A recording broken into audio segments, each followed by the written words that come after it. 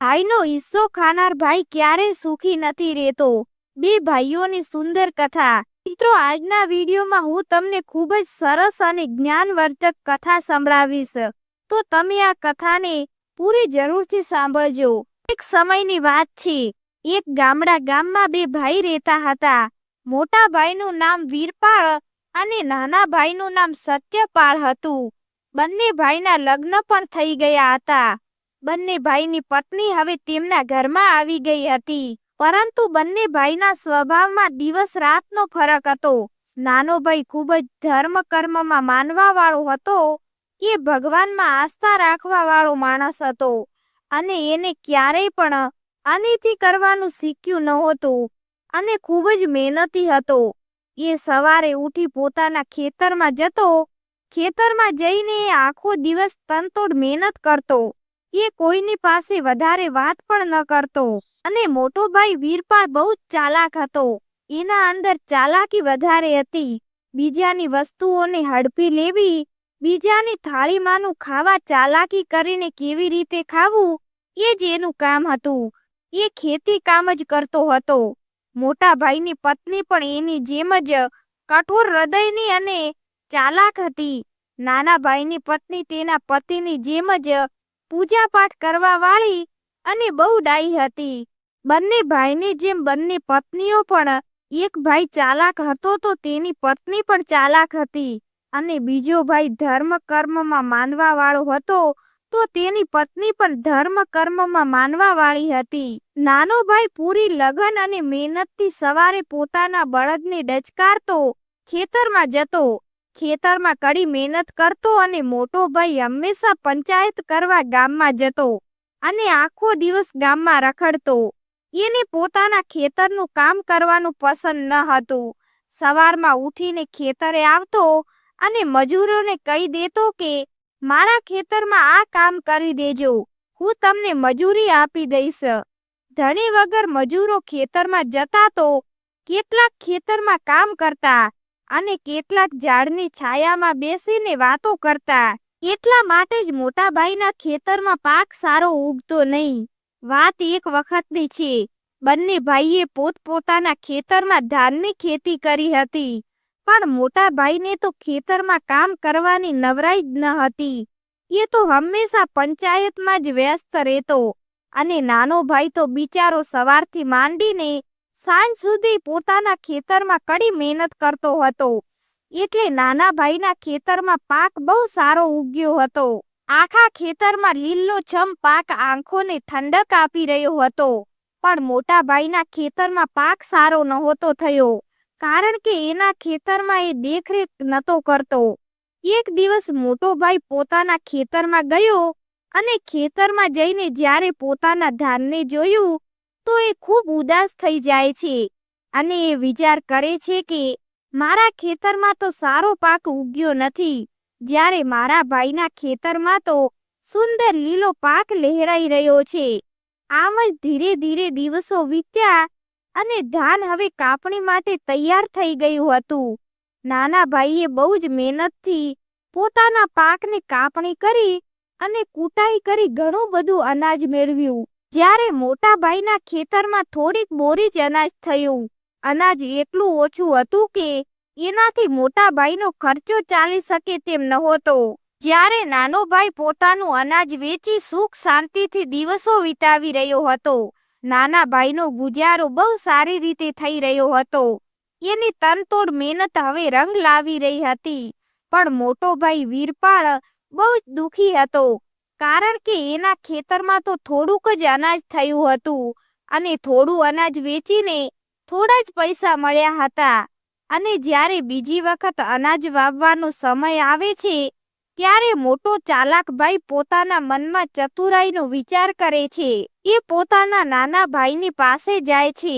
નાનો ભાઈના ઘરે જઈને ખબર પડે છે કે નાનો ભાઈ તો પોતાના ખેતરમાં ગયો છે, એટલે મોટો ભાઈ પણ નાના ભાઈને મળવા માટે એના ખેતરમાં જાય છે।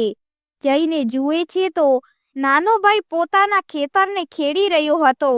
મોટો ભાઈ એક ઝાડની છાયામાં ઊભો રહી નાના ભાઈને પોતાની પાસે બોલાવે છે અને ચાલાકીથી કહે છે, ભાઈ, તું પણ તારા ખેતરમાં એકલો મજૂરી કરી રહ્યો છે અને હું પણ મારા ખેતરમાં એકલો જ મહેનત કરું છું. એટલા માટે આપણે બંને ભેગા મળીને એક જ ખેતરમાં સારું ધાન ઉગાડીએ, એટલે તને પણ લાભ મળશે અને મને પણ લાભ મળશે. આપણે બંને ભાઈ ભેગા મળીને ખેતી કરીએ તો વધારે અનાજ પણ ઉગશે અને ખેતરમાં જે પણ અનાજ ઉગશે એને આપણે અડધું અડધું વેચી લઈશું. નાનો ભાઈ તો મોટા ભાઈની આ વાત સાંભળીને બહુ જ રાજી થાય છે અને તે કહે છે, ભાઈ, હું તો હંમેશાથી કહું છું કે આપણે સાથે રહી અને સાથે મળીને કામ કરીએ, પણ તે જ અમને અલગ કરી દીધા હતા અને તું જ અલગ રહેવા માટે જતો રહ્યો હતો. પણ હવે જ્યારે તારી ઈચ્છા છે કે આપણે ખેતરમાં ભેગા મળીને ખેતી કરીએ, એનાથી વધારે ખુશીની વાત મારા માટે બીજી કઈ હોઈ શકે છે. મારી તો હંમેશાથી ઈચ્છા છે કે આપણે બંને ભાઈ ભેગી ખેતી કરીએ. નાના ભાઈના હૃદયમાં પોતાના મોટા ભાઈ માટે કોઈ પણ ચાલાકી નથી અને મોટા ભાઈના માટે એના મનમાં બહુ જ ઇજ્જત હતી. પણ મોટા ભાઈ વીરપાળના મનમાં પાપ અને નાના ભાઈ માટે ચાલાકી હતી. વીરપાળે પોતાના નાના ભાઈને ફસાવવા વધુ કહે છે, ભાઈ, મને પણ તારા વગર એકલું લાગે છે. તારા વગર મને ખેતરનું કામ કરવું ગમતું નથી. આપણે બંને અલગ અલગ ખેતરમાં કામ કરીએ એ મને સારું નથી લાગતું. નાનો ભાઈ તો આ બધી વાત સાંભળીને બહુ રાજી થાય છે અને તે કહે છે, ભાઈ, કાલથી આપણે બંને ભાઈ ભેગા મળીને આ ખેતરને ખેડીશું. નાનો ભાઈ તો રાજી થતો પોતાના ઘરે ચાલ્યો જાય છે. બીજા દિવસે સવારે નાનો ભાઈ સત્યપાદ ધ્યાન પૂજા કરી પોતાના બળદને લીલો ચારો ખવડાવી મોટા ભાઈના ઘરે જાય છે અને કહે છે, ભાઈ, ચાલો આજે આપણે ખેતર ખેડવાનું છે. આજે આપણે ખેતર ખેડી નાખીશું તો પછી આપણે બીજ વાવવાના રહેશે. ત્યારે મોટો ભાઈ કહે છે, અરે ભાઈ, તને તો ખબર જ છે ને કે આજે તો મારે પંચાયતમાં જવાનું છે. શું કરું? મને લોકો છોડતા જ નથી. મારા વગર પંચાયત થઈ જ શકતી નથી. એટલા માટે એમ કર કે આજે તું એકલો જ ખેતર ખેડવા માટે જતો રહે અને કાલથી હું તારી સાથે આવીશ. મારે આજે બીજા ગામની પંચાયતમાં જવાનું છે. નાના ભાઈએ કહ્યું, ઠીક છે ભાઈ, તું કાલથી આવજે. આજે હું એકલો જ ખેતરમાં જઈને ખેતરને ખેડીશ. મોટા ભાઈએ નાના ભાઈની વચ્ચે ચાલાકી કરી હતી. મોટો ભાઈ તો ગમે તેમ કરીને પોતાના નાના ભાઈને નીચો દેખાડવા અને તેની પાસેથી કામ કઢાવવા માંગતો હતો. નાનો ભાઈ તો ત્યાંથી ખેતરમાં જાય છે અને તનતોડ મહેનત કરી ખેતરને ખેડે છે. આ બાજુ મોટો ભાઈ ગામમાં આમ તેમ રખડે છે. નાનો ભાઈ આખા દિવસનો થાક્યો પાક્યો સાંજે પોતાના ઘરે જાય છે અને બીજા દિવસે સવારે ફરીથી મોટા ભાઈના ઘરે જાય છે અને મોટા ભાઈને કહે છે, ભાઈ, કાલે મેં ખેતર તો ખેડી નાખ્યું છે, પણ આજે બીજ વાવવાના છે. તું મારી સાથે આવી બીજ વાવવામાં મારી મદદ કરી દે. ત્યારે મોટા ભાઈએ ફરીથી કહ્યું, આજે મારે થોડું કામ આવી ગયું છે. મારે આજે બીજા ગામમાં જવું પડશે. એટલા માટે તું આજે ખેતરમાં જઈ બીજ વાવી દે અને પાછળનું બધું કામ હું કરી દઈશ. નાનો ભાઈ તો પોતાના ખેતરમાં જાય છે. ખેતરમાં જઈએ બીજ વાવી દે છે. આ બાજુ મોટો ભાઈ ગામમાં રખડવા માટે જતો રહે છે. એવી જ રીતે કેટલાક દિવસ સુધી ચાલતું રહ્યું. જ્યારે પણ નાનો ભાઈ મોટા ભાઈને ખેતરમાં આવી કંઈક કામ કરવાનું કહેતો તો હંમેશા મોટો ભાઈ કંઈક ને કંઈક બહાનું બનાવી ખેતરમાં જતો નહીં અને આમ જ નાનો ભાઈ એકલો ખેતરમાં કામ કરી રહ્યો હતો. થોડા દિવસ પછી ફરીથી નાનો ભાઈ મોટા ભાઈ પાસે જાય છે અને કહે છે, ભાઈ, ચાલો હવે રોપણી કરવાનો સમય થઈ ગયો છે. હમણાં ખેતરમાં પાણી ભરેલું છે એટલે સરળતાથી રોપણી થઈ શકશે. પછી જો ખેતર સુકાઈ જશે તો ફરીથી સિંચાઈ કરવી પડશે. એ દિવસે પણ મોટા ભાઈ વીરપાળે કંઈક ને કંઈક બહાનું બનાવી ખેતરમાં કામ કરવા જવાની ના પાડી દીધી. નાનો ભાઈ એકલો જ ખેતરનું બધું કામ કરી રહ્યો હતો. આમ ને આમ થોડાક દિવસો વીતી ગયા. મોટો ભાઈ વીરપાળ પોતાના નાના ભાઈને ચાલાકીથી બેવકૂફ બનાવી રહ્યો હતો ધીરે ધીરે સમય વીત્યો અને પાકની કાપણી કરવાનો સમય આવી ગયો.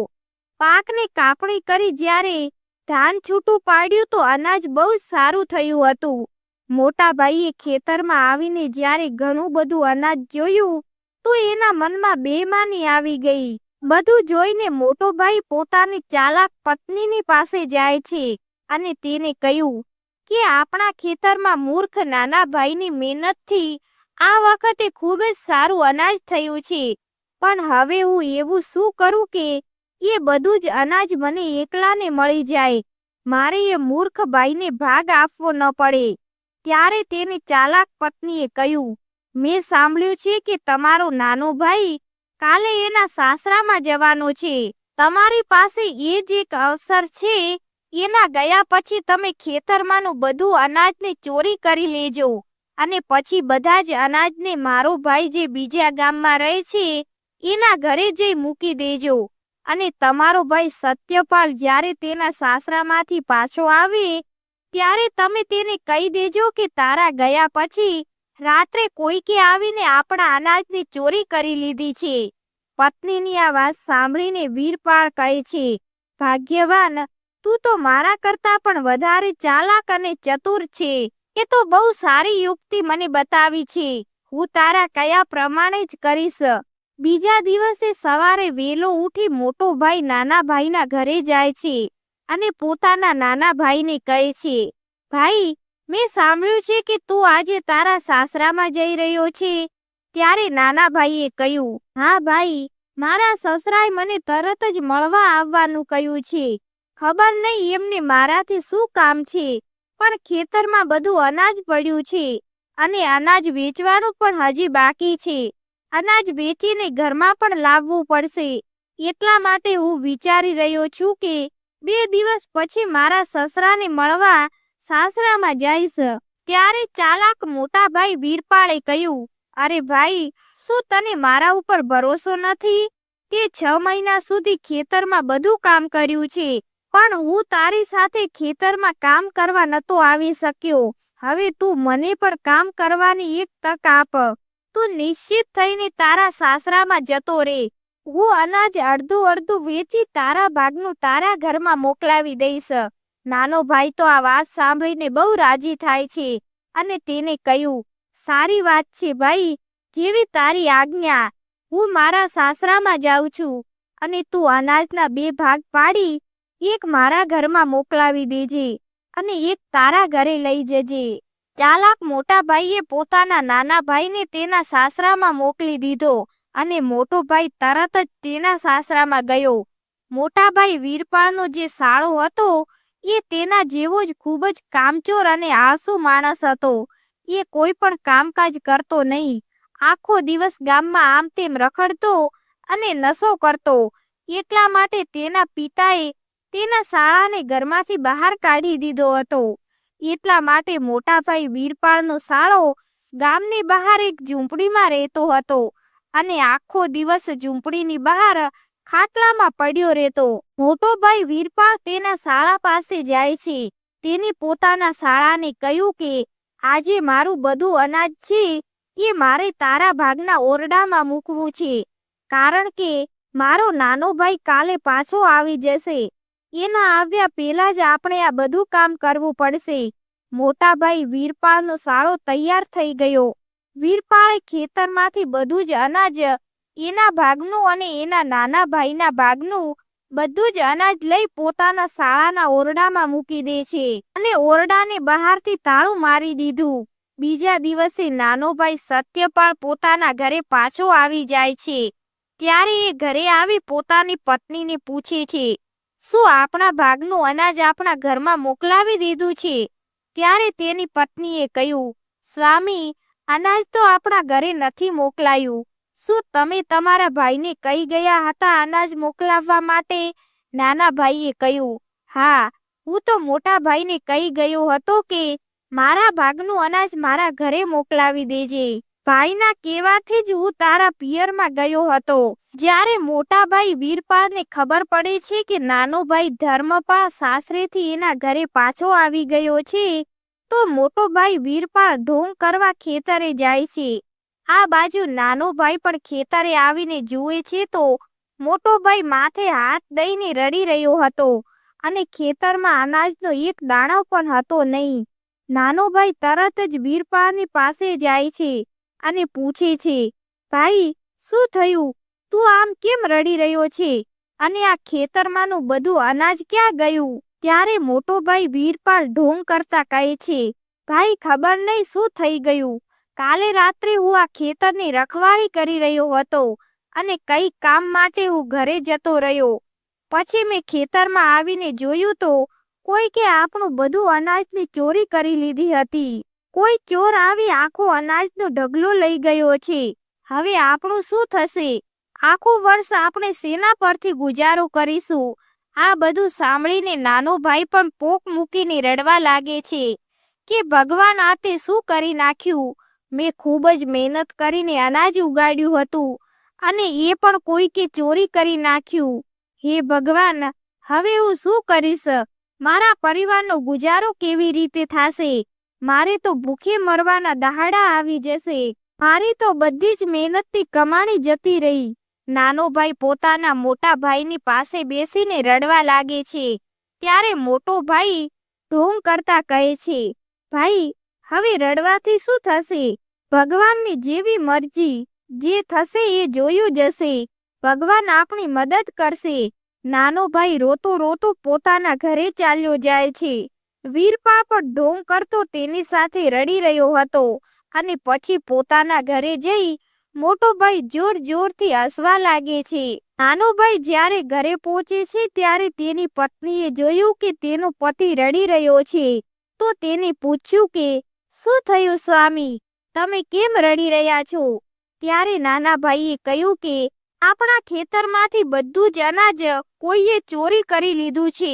હવે આખા વર્ષ સુધી આપણે શું ખાશું?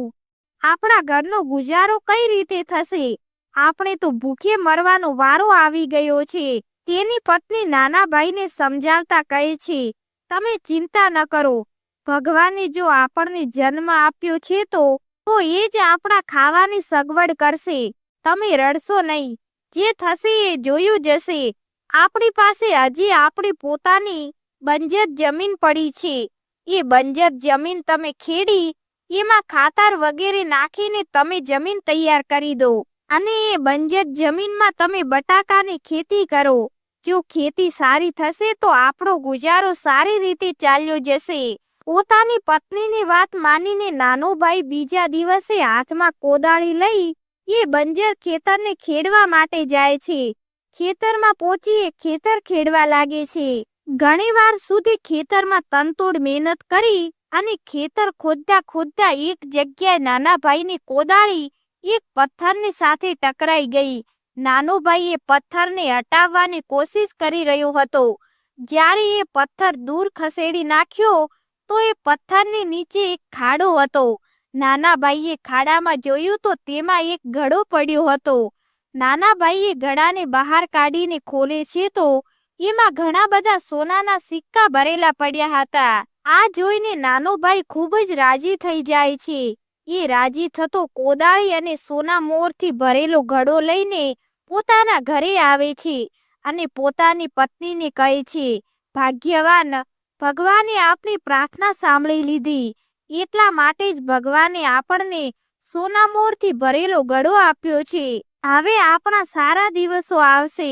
સોના મોરથી ભરેલા ઘડાને જોઈ તેની પત્ની પણ કહે છે, મેં કહ્યું હતું ને કે ભગવાન આ દુનિયામાં જે પણ માણસને જન્મ આપે છે એના ભોજનની ચિંતા ભગવાનને પણ હોય છે. ભગવાન જ માણસના ભોજનની વ્યવસ્થા કરે છે. તમારા ખેતરમાંથી ધાનની ચોરી થઈ ગઈ તો એના બદલે ભગવાને આપણને વધારે આપી દીધું. તમે હમણાં જ બજારમાં જઈ આ સોનાના સિક્કાને વેચી થોડુંક અનાજ અને બીજું સામાન ખરીદીને લઈ આવો, જેથી હું ઘરમાં ભોજન રાંધું અને આપણે બધા પેટ ભરીને જમી શકીએ. નાનો ભાઈ તો તરત થોડીક સોના મોહર લઈ સોનારની પાસે જાય છે. સોનારને સોના મોહરો વેચી એમાંથી મળેલા પૈસામાંથી એ ઘણું બધું અનાજ, ફળ ફળાદી અને મરી મસાલા લઈ પોતાના ઘરે આવે છે. હવે નાનો ભાઈ અને તેની પત્ની રાજી ખુશીથી રહેવા લાગ્યા. આ બાજુ એક દિવસ વીરપાળની પત્નીએ વીરપાળને કહ્યું, તમે અનાજની ચોરી કરી મારા ભાઈના ઘરે મૂકી રાખ્યું છે, તો તમે એ અનાજને વેચીને પૈસા લઈ આવો. એ પૈસામાંથી ઘર વખરીની વસ્તુ ખરીદી લાવો, કારણ કે હવે ઘરમાં પૈસાની જરૂર જ છે. ત્યારે વીરપાળે કહ્યું, તું થોડાક દિવસ થોભી જા, હમણાં ગમે તેમ કરીને ઘરનો ખર્ચો ચલાવી લે. હજી તો તાજી વાત છે, થોડાક દિવસ પછી આપણે એ અનાજને વેચી દઈશું તો કોઈને ખબર પણ નહીં પડે. ધીરે ધીરે સમય આમ જ વીતતો રહ્યો. 4-5 મહિના વીતી ગયા. 4-5 મહિના પછી વીરપાળની પત્નીએ વીરપાળને કહ્યું, હવે તમે શું કામ મોડું કરી રહ્યા છો? હવે તો અનાજના ભાવ પણ વધી ગયા છે. તમે એ અનાજને વેચીને પૈસા લઈ આવો. હવે ઘરમાં પૈસાની બહુ તંગી થઈ ગઈ છે. ત્યારે વીરપાળે કહ્યું, તારી વાત સાચી છે. હવે અનાજ બહુ મોંઘું થઈ ગયું છે, એટલે હું કાલે જ જઈ અનાજને વેચી આવીશ. બીજા દિવસે વીરપાળ પોતાના સાસરે પોતાના શાળા પાસે જાય છે અને એ પોતાના શાળાને કહે છે, હવે તમે મારી સાથે આવી ઓરડાના તાળાને ખોલી દો. મારે મારા અનાજને બજારમાં જઈને વેચવું છે. વીરપાળનો શાળો ઝૂંપડીમાં આમ તેમ ચાવીને શોધવા લાગ્યો. ઘણી વાર થઈ ગઈ પણ ચાવી મળી નહીં. ત્યારે વીરપાળે તેના શાળાને કહ્યું, તમે આટલી વારથી ચાવીને શોધી રહ્યા છો, શું તમે મારી સાથે કોઈ બેમાની તો નથી કરી રહ્યા ને? મેં તમારા ઘરે તમારા ઓરડામાં અનાજ મૂક્યું છે, તો તમે એને હડપી લેવાની કોશિશ તો નથી કરી ને? કારણ કે ચાવી તો તમારી પાસે જ હોવી જોઈએ. અને ત્યારે વીરપાળના શાળાએ જવાબ આપ્યો કે ચાવી તો મારાથી એ દિવસે જ ખોવાઈ ગઈ હતી. મેં આજ સુધી એ ચાવીને ખૂબ શોધી, પણ મને હજી સુધી એ ચાવી જડી નથી. તાળાને તોડવાનું નક્કી કરી બંને જણા ઝૂંપડીથી પોતાના ઘરે આવે છે અને જ્યારે તાળું તોડીને અંદર જુએ છે તો આખા ઓરડામાં ઘણા બધા ઉંદરના દર હતા. આખા ઓરડામાં ઉંદર આમ તેમ દોડી રહ્યા હતા. ઓરડામાં જે અનાજ મૂક્યું હતું એ બધું જ ઉંદરે સાફ કરી નાખ્યું હતું. હવે તો બસ ઓરડામાં ઘણા બધા બોરીના ટુકડા પડ્યા હતા. અનાજ તો ઉંદરોએ બધું બગાડી નાખ્યું હતું. એ અનાજ હવે ના તો વેચવા જેવું રહ્યું હતું અને ના તો ખાવા જેવું રહ્યું હતું. આ બધું જોઈને વીરપાળના પગ નીચેથી જમીન સરકી ગઈ. અહીં તો અનાજનો એક પણ દાણો નથી રહ્યો, ફક્ત અનાજનો બગાડ છે અને આ બોરીના ટુકડા આમ તેમ વિખેરાયેલા છે. આ બધું જોઈને મોટો ભાઈ રડવા લાગ્યો અને વિચાર કરવા લાગ્યો કે મેં મારા ભાઈની સાથે બેમાની કરી હતી, એનું જ મને આ ફળ મળ્યું છે. મારો ભાગ પણ ચાલ્યો ગયો અને નાના ભાઈનો ભાગ પણ જતો રહ્યો. વીરપાળ ઉદાસ મોઢે પોતાના ઘરે પાછો આવે છે. ઘરે આવી પોતાની પત્નીને બધી વાત કહી સંભળાવે છે. ત્યારે તેની પત્ની કહે છે, સ્વામી, આ તો આપણને આપણા કર્મનું ફળ મળ્યું છે. કહેવાય છે કે જે ભાઈ પોતાના સગા ભાઈનો ભાગ છીનવી લે છે એને આવું જ કર્મનું ફળ મળે છે. હવે ઘરનો ખર્ચો કેવી રીતે ચાલશે? હવે તો આપણે ભૂખે મરી જઈશું, કારણ કે આજે ખાવા માટે આપણા ઘરમાં કંઈ પણ નથી. આવી રીતે નાનો ભાઈ બહુ દુઃખી અને ગરીબીમાં દિવસો વિતાવવા લાગ્યો અને નાના ભાઈના દિવસો સુખમાં વીતી રહ્યા હતા, કારણ કે એને સોના મોરથી ભરેલો ઘડો મળી ગયો હતો અને વીરપાળને ભીખ માંગવાનો વારો આવી ગયો હતો. હવે મોટા ભાઈના ભૂખે મરવાના દિવસો આવ્યા. ત્યારે એક દિવસે મોટા ભાઈની પત્નીએ તેને કહ્યું કે તમે તમારા ભાઈની પાસે જઈ તમારા ખરાબ કર્મની માફી માંગી લો અને હું પણ દેરાણી પાસે જઈ મારા ખરાબ કર્મોની માફી માંગીશ, કારણ કે હવે તો આપણા છોકરા ભૂખથી તળવળી રહ્યા છે. ત્યારે મોટો ભાઈ કહે છે, ભાગ્યવાન, તું સાચું કહી રહી છે. મારાથી બહુ મોટી ભૂલ થઈ ગઈ છે કે મેં મારા ભાઈનો ભાગ પડાવી લીધો. અને જણા નાના ભાઈના ઘરે જાય છે અને નાના ભાઈ અને તેની પત્ની પાસે માફીની ભીખ માંગે છે. નાના દયાળુ ભાઈએ તરત જ મોટા ભાઈ અને પોતાની ભાભીને માફ કરી દીધા. મોટા ભાઈએ રડતા રડતા કહ્યું, ભાઈ, મારા ખરાબ કર્મોની સજા મારા નાના નાના છોકરાઓ ભોગવી રહ્યા છે. મારા છોકરા ભૂખથી તળવળી રહ્યા છે. તું મારી કંઈક મદદ કરી દે. ત્યારે નાનો દયાળુ ભાઈ ઘણા બધા પૈસા અને અનાજ આપી પોતાના ભાઈની મદદ કરે છે અને મોટા ભાઈ અને તેની પત્નીને પણ હવે શિક્ષા મળી કે ભાઈના ભાગનું કઈ પણ વસ્તુ છીનવી લેવાથી ભગવાન શું સજા આપે છે।